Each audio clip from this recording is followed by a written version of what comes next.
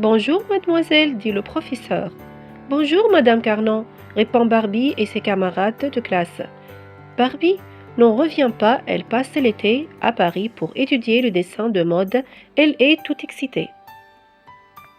À la fin du cours, vous me remontez un projet sur la mode française, annonce madame Carnon à ses élèves. Vous devez confectionner un vêtement inspiré de ce que vous aurez vu à Paris. La personne qui présentera le meilleur projet gagnera un stage dans une grande maison de couture. Super, dit Barbie, qui sait que Paris est la ville de la haute couture par excellence. J'ai hâte de commencer. Munie d'un guide de la ville et de son carnet à croquis, Barbie passe plusieurs jours à explorer Paris. Elle va d'un musée à l'autre, s'arrête devant des tableaux et des statues admirables et visite la cathédrale Notre-Dame, où elle peut observer les gargouilles. Le soir, Barbie comprend pourquoi on appelle Paris la ville lumière. Elle est aussi illuminée qu'un arbre de Noël.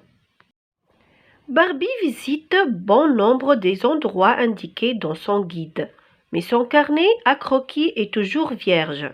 Qu'est-ce que je vais présenter pour mon projet se demande-t-elle. Je dois remettre mes dessins la semaine prochaine.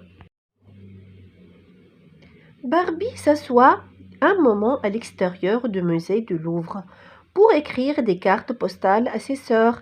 Elle leur raconte tout ce qu'elle a fait et une lumière tout ce qu'elle a vu. Soudain, Barbie comprend. Mais bien sûr, si je ne trouve pas l'inspiration, c'est parce que je vais trop vite. Il faut que je vive à Paris comme si j'étais une Parisienne, sans me servir d'un guide. Le lendemain matin, Barbie laisse le guide dans sa chambre et se promène jusqu'à un café-terrasse. Elle se fait servir d'un café au lait fumant et un croissant tendre et léger.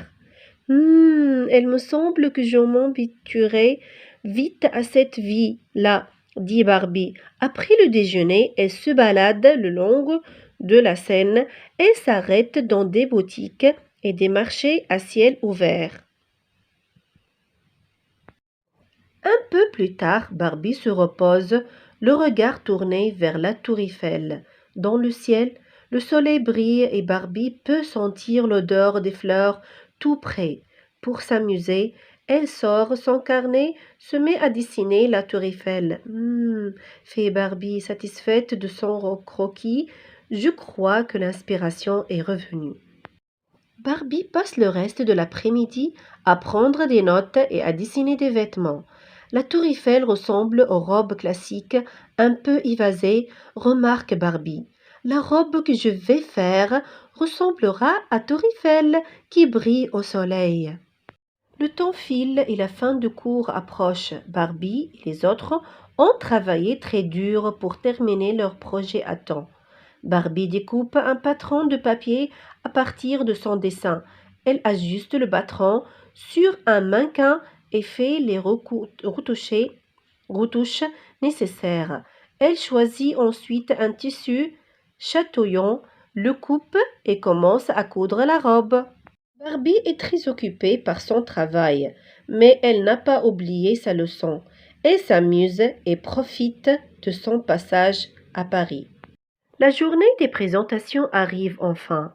La robe que j'ai faite est inspirée de la Tour Eiffel, un symbole classique de Paris, explique Barbie lorsque son tour arrive. Un classique n'est jamais démodé. La robe légèrement évasée étincelle sous les lumières, tout comme la Tour Eiffel au soleil. Vous avez fait de l'excellent travail, dit Madame Caron. Vos créations sont toutes magnifiques. La décision n'a pas été facile à prendre. C'est Madeleine qui gagne le stage. J'accorde aussi une mention pour la robe évasée qu'a créée Barbie en s'inspirant de la Tour Eiffel. C'est une belle preuve de créativité. Barbie n'a pas gagné le stage, mais elle est très flattée de la mention de Madame Caron. Un jour, je serai dessinatrice de mode, se dit-elle en souriant.